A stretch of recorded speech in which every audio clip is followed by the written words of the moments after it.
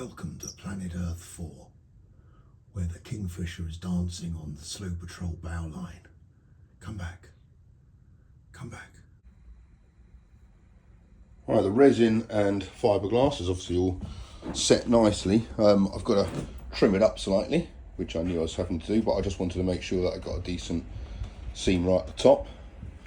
But importantly, it's definitely worked. That's got like no flex to it at all now. And even though I haven't secured these up, this has got kind of hardly any flex to it at all now. That's really made it all rigid. That's brilliant. Now I've got to obviously support those two bits, but that has definitely worked.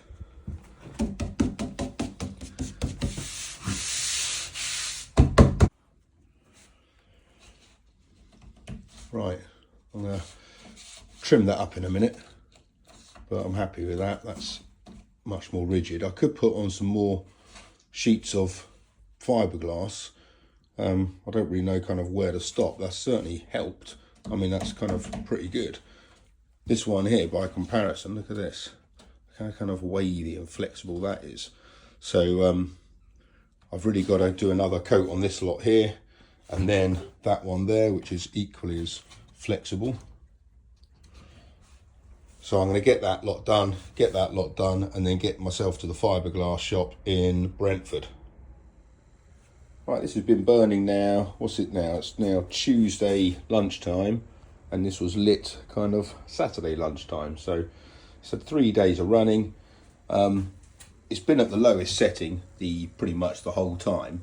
The things I would certainly be able to comment on is the fact that there is literally, I mean, there's warm, but there's no heat there at all on the fireplace.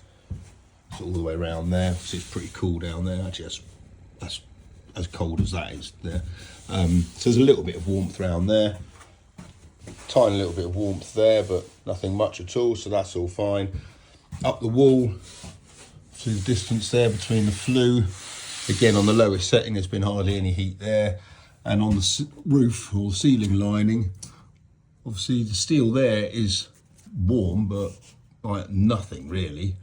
So that should be fine. So in terms of kind of fireplace adjustments or anything like that, there's nothing that's needed.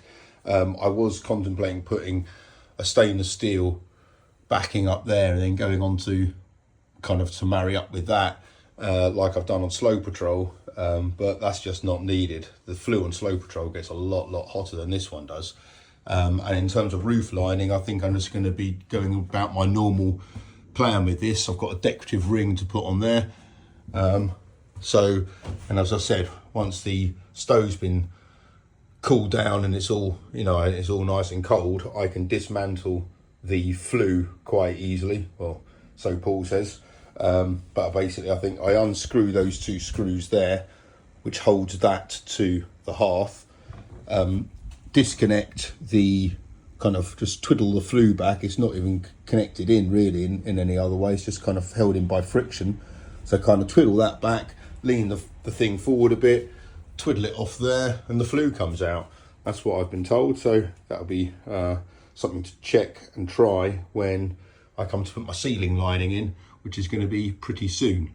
I think I will kind of, obviously I'll spray foam all this bit up here because that condenses. But for the moment, I'm going to turn the stove off. So put it to 0. That will stop feeding diesel into it. And then I don't know how long it will be until it starts to cool down and the flames die. Obviously there's still quite a lot of diesel in there.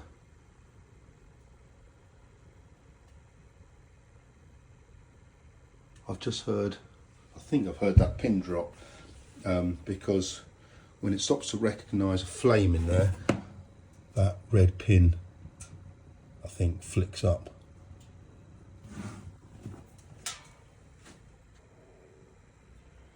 Yeah, flame's definitely dying down now.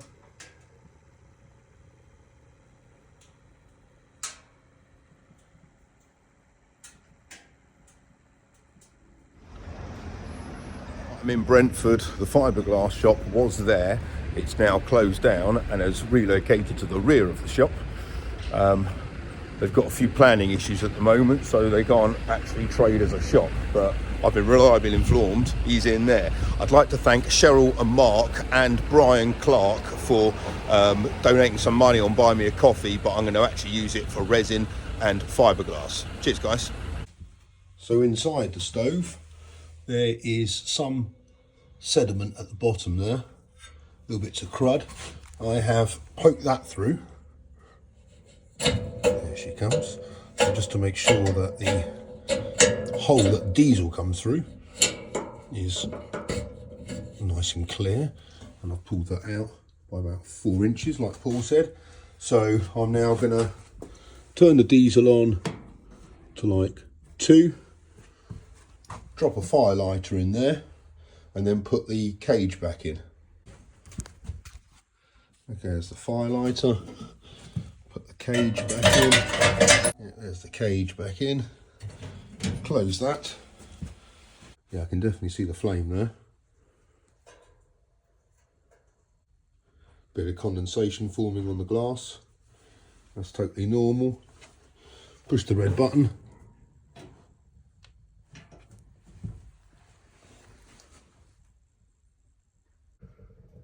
Yeah, I can hear the diesel coming in now. It's kind of spitting a bit inside it.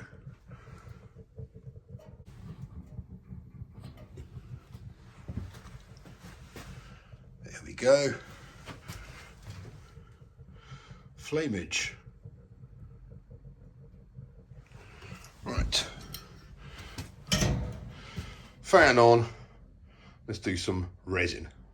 I got myself all of this lot from the fiberglass shop in Brentford. So a big thank you to Cheryl, Mark and Brian Clark. I have gone for a thicker grade glass fibre sheeting. So this is 600, I think that was a 450. And I think that's in microns, the thickness of it. But you'll see that this is kind of quite see-through-y, and that's just a lot thicker and more substantial. So I'm hoping maybe 1 coat of this as opposed to 2 coats of that would be better. So this is a bit more affordable on the old resin. And for that, I bought myself a 5 litre, 1 gallon can of that. Because it's not just the galley I'm going to be doing, I'm going to be using it in the dinette and other areas as well. So, and I've got some more catalyst, some tongue depressors and some resin brushes. So I'm going to hack this lot up now, go to the galley and start reinforcing one of the curves there. Oh my God, there's a kingfisher sitting on the rope between the boats. Oh my God, he's just gone. There he is, he's back. I've never seen anything like that. What a beautiful thing. Oh, and he's on the front of the boat. There's a kingfisher there, right on the front of the boat. I've never seen that. Look at the colours. I'm sorry, my window's not clean. Where's he gone? Right, well, after the excitement of the kingfisher, that was amazing. He was just there. Oh, what a beautiful thing. Right, so this is my, so I've cut the thick strands into kind of manageable pieces. I've got some of the 450 matting as well over there. So weigh out the resin first.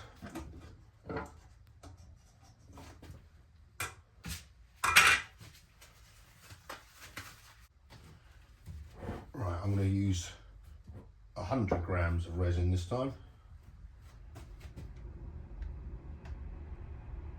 Well, no, I'm not. I'm using 215 grams of resin, and I can pour some back. Right.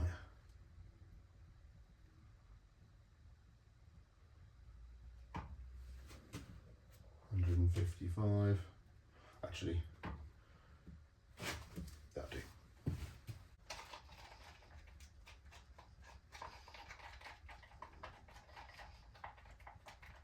Right, a thorough mix. brush and the matting. Let's go. Okay, I've done this side now. Quite a lot of fiberglass on there. I think that bit there, it looks like it's got air in it, but or not completely wetted through, but I don't think that's the case. And that thing is wet as you like. It's kind of created a little bit of a pool of resin here at the bottom, which I'll clear up. But that one there has kind of created a really nice seal around here. So if anything was to spill inside the cupboard, it's not going to bleed through and ruin the veneer on the outside. I've got a nice kind of quite clean edge to that. So I'll just sand them back in the same way. Well, let's check out the difference. At the moment it still hasn't gone off yet. You can see quite easy, there's a bit of movement. Not much because I'd already glassed the bottom bit.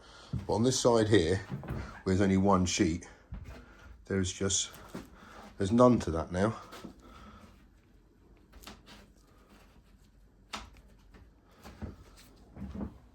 And I'll compare it to this one, which I'll do in a minute. This has got, like, with hardly any movement, it's got a massive wobble to it.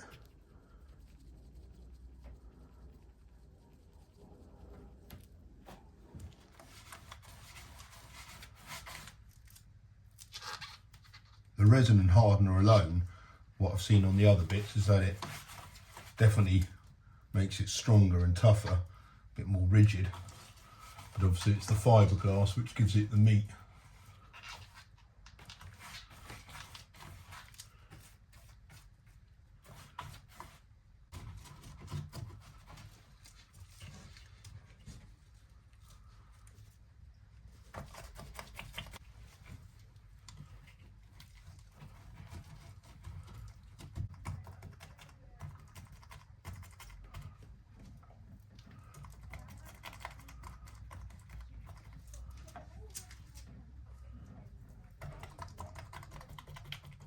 Right, it's not the neatest of jobs, but it'll tidy up okay.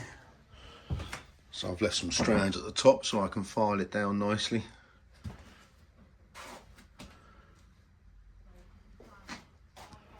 Those haven't gone off yet. Right, next thing I've got to do is excavate a whole load of spray foam there in readiness for the portholes. And there.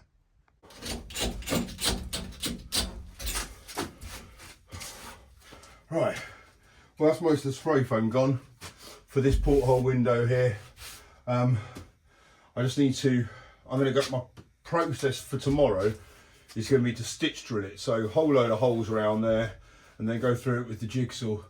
I reckon that's going to be the best bet. That's the way I've done it on Rob's boat. But I do have a slight issue with the porthole windows, which I'll explain in a minute when I've had a cup of tea. Oh, blimey. Right, this is my porthole. I have two of these. I've briefly shown it before. It's one of these ones. I think from my research there are two main types of porthole windows you can get. Ones which are like this, which occupy basically the whole thickness between the outside of the boat and the inside of the lining. And then there's the other type, which is basically like one of these windows where it's just fixed to the outside of the boat and then you apply trim on the inside. And you can buy like already made circular bits of trim from like chandleries or whatever, or if you're really skilled you can make your own. But I've opted for one of these which basically sits through the whole thing and occupies the nice bit in the middle, which means that when it's open, when it's like this, not that it will be often, that's kind of what it looks like on the inside. It's kind of got a nice sort of stainless steel kind of rim to it, which is pretty nice. The things to consider on this, I've got two things mainly to consider. Firstly, it is these nuts like kind of wing nut things, but these are really, really like evil. They're really like pointed and sharp, and the orientation of it, the one on this side is not going to be so much of a problem because it's above the bed, so you're not going to be walking past it or hitting yourself on it or anything like that. But the one on this side, which is going to be on the walkway as you're kind of walking past the bed, you're going to come into contact with these. It's obviously not going to be that far out. It'll be kind of a little, well, further in than that still, but these things really are going to be sticking out. And that is, someone's going to hurt themselves on that. You can have the orientation kind of anyway. It could be like that, and it swings open that way, up like that, and swings open, you pivot it up. I'll show you. It could be like that, or it could be like that, and it just hangs on the side, which is nice. You don't have to really stow that away much. If you had it on the bottom hanging down, like, I don't know, that's a bit weird. So it's I'm probably going to have it on the side, but it does mean, I mean, it can be clamped in and secured just by having one of those nuts kind of working. You don't have to have that bottom one, which can kind of hang out the way slightly. So I think that's probably the way I'm going to go for it. But this one here, I'm thinking I might have to get some kind of folding nut or something which kind of stows that bit out the way, because that's way too much. So that's one issue I've got to deal with. But as I said, orientation wise, I think I'm going to have it like that. So but would they match? How to do it? Like on that side, I guess have it like that, and then, oh yeah, it has to be matching on both sides, wouldn't it? But anyway, so that's not so, yeah, I can deal with that. The other problem I've got is, because this is already set at a certain kind of width, I've measured it up against that hatch there, and it looks to me like I've got about 2 or 3 mil difference between the width of this and the outside to the inside of the boat, which means I can't really, I'd like it to be obviously flush with the wall, so it all kind of works like with all the other windows, because I can't put any trim on this because obviously it's a finished piece. So the only thing I might be able to do, if that's the case, which I think it is, that is a bit too kind of wide, I'm going to have to trim this down a little bit. This one fits kind of inside that one and kind of rests on a rim. So I'm thinking if I was to kind of file off or use an angle grinder and get rid of a bit of that and a bit of that one like that one on that side, it will slot in together a little bit closer. It's not the best fitting thing ever. This one here has got a bit of a, you know, it's not perfectly uniform, so I don't think it's going to make much difference if I start to hack apart this thing a bit. Yeah, I can see a lot of light through it. There's about 1 mil difference on that one. That ledge there is a bit higher than that one. So that's what I'm going to have to do. And putting these in is a 2-person job, so I'm going to be again asking the help of Marlon, and I think he is around tomorrow, but this is going to be my plan. I can only do this side because I'm on the tow path, so I'll have to move the boat soon and do it on the other side. But really I've got to get it all done in one go, which also means putting up the board. So tomorrow get myself another board, and then yeah, cut the hole, trim this, get it fitted, Sikaflex it in place, bolt it through, and it should be all right. That is the plan, which will be quite exciting. Get some kind of windows into the bedroom. So that will be my plan for tomorrow. But yeah, these are the portholes I was looking for, basically, where I can have that open on this side, and the glass on this side can pivot open, and that one there can pivot open. That can come out, this can come out. So there's quite a few options with it. But first off, I need to get the thing fitted, but I'll tackle that tomorrow. Thank you so much for watching. Thanks for everyone for your support. Take care. Bye-bye.